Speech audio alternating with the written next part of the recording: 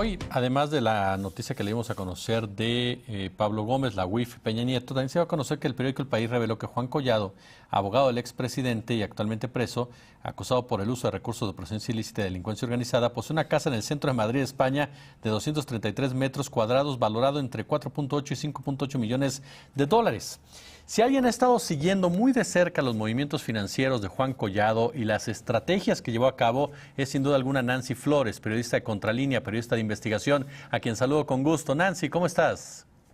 Hola Jesús, muy buenas tardes y también a tu audiencia. Muchas gracias por la invitación. Gracias a ti, me queda Nancy, por estar con nosotros. Pues yo de entrada te preguntaría,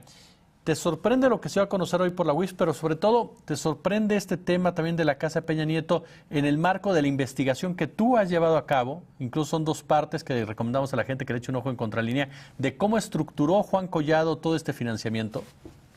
Mira, sorprende porque no se conocía, pero no tanto por la opulencia. Es decir, ahora que hemos revisado todos estos expedientes de Juan Collado, el abogado de los Salinas, como se le conoce, pues podemos ver que no solo tiene propiedades en México, sino también en el extranjero. Y es muy lógico, de acuerdo con el nivel de ingresos que recibía y además todos los esquemas, como bien dices, que echaba a andar para aumentar su riqueza.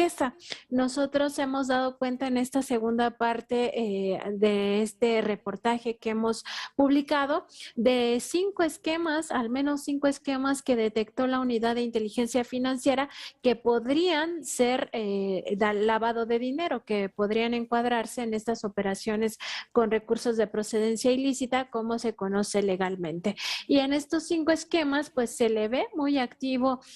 o se le veía, porque ahora ya en prisión, pues varios de estos negocios se le han caído, se le veía muy activo en sobre todo la evasión fiscal. Hay muchas de las empresas que se enlistan en estas investigaciones que no enteran al Servicio de Administración Tributaria los impuestos. Ese es un tipo de presunto lavado de dinero en el que podría haber incurrido el abogado y empresario. Otro es su relación con casineros, que también es una parte importante de su riqueza. Algunos millones, más de 11 millones, los obtuvo a través de triangulaciones con empresas que están relacionadas con el llamado zar de los casinos, de apellido Riva Palacio Magaña, y también está vinculado con otro grupo dedicado al sector de las apuestas, que es precisamente el de los Rodríguez Borgio.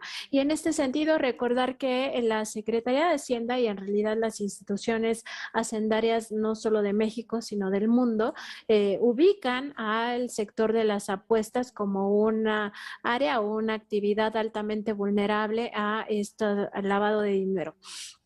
Y así, o sea, cuando uno revisa su expediente, es pues como muy llamativo todos los esquemas que va utilizando, porque no solamente se trata de uno, sino de varios. Por ejemplo, el manejo de efectivo. Hoy en la mañana, y ya como ustedes también lo comentaron, esta noticia que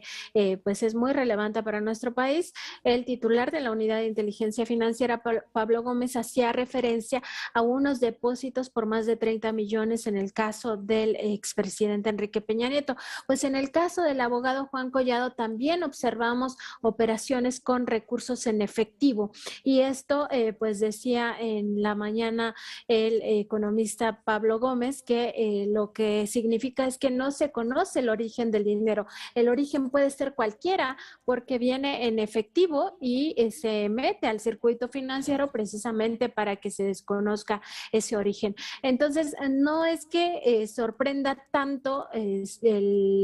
digamos, el hecho en sí de que tenga este nivel de ingresos y sobre todo esta capacidad económica para adquirir bienes inmuebles en una zona exclusiva, en este caso de España, ¿no? En Europa, que los bienes inmuebles pues allá son mucho más caros que, por ejemplo, en nuestro país, sino lo que digamos que la sorpresa es ya tener al detalle cuál es esta propiedad. Lo que también sorprende en toda esta, digamos, investigación o seguimiento que se ha dado a este personaje, pues es el nivel de, digamos, impunidad que imperó en todas estas operaciones, porque es algo que no se hace de la noche a la mañana, es algo que es sistemático, ¿no? También el envío de divisas, por ejemplo, al paraíso fiscal de Andorra, pues es algo que ocurrió en el paso del tiempo, no es algo que fuera momentáneo y que se descubriera apenas, sino que, como decía Pablo Gómez en la mañana, la UIF y otras instituciones sirvieron para esta misma corrupción.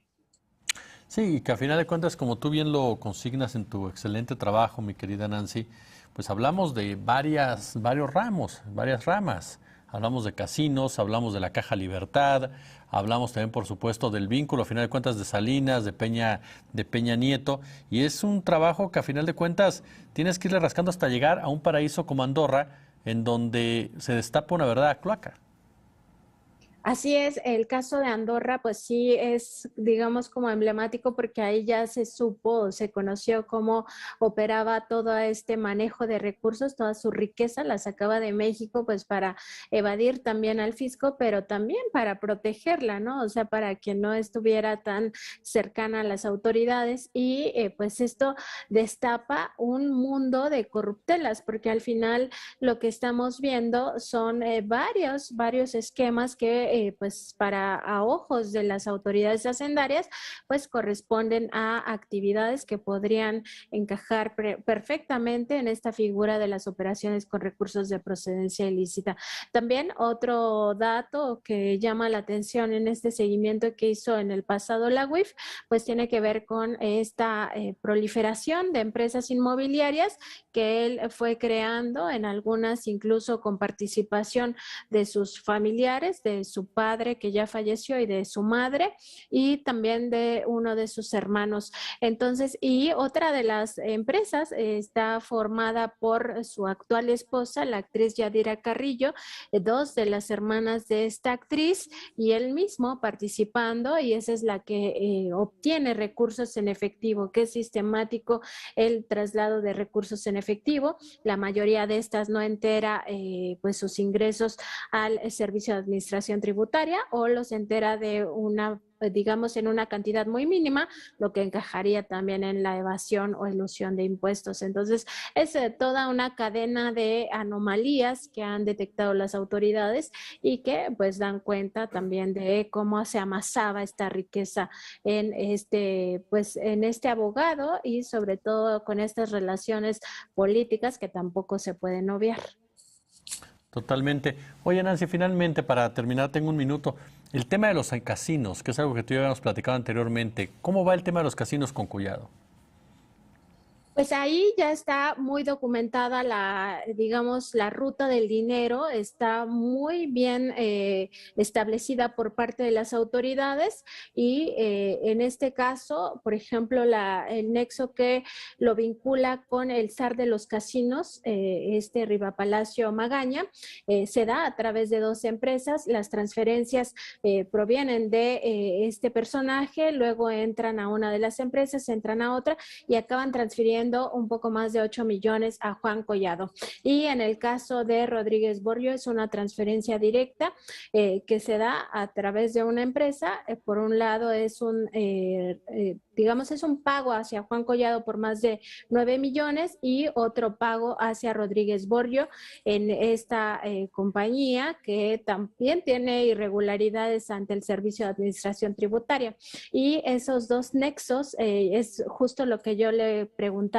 hoy al presidente López Obrador en la conferencia, si se iba a profundizar más en estos esquemas, porque hay que recordar que lo que se judicializa en el caso de Juan Collado solo tiene que ver con el fraude de la Caja Libertad y la propiedad de un inmueble en Querétaro, pero no los otros esquemas, y están ahí, están, digamos, ya documentados por la Unidad de Inteligencia Financiera, solo haría falta que pues le rascaran un poquito más y pues era como la duda que yo tenía, ¿no? Si se iba a cooperar un poco más en estos esquemas. El presidente lo que me responde es que pues sí hay una cooperación con la Fiscalía General de la República y todo lo que se requiera a la UIF, pues lo va a hacer y pues esperemos que sí, que se profundice porque esta es una actividad altamente vulnerable al lavado de dinero aquí y en todo el mundo. Mi querida admirada Nancy Flores, periodista de investigación de Contralínea, como siempre te agradezco muchísimo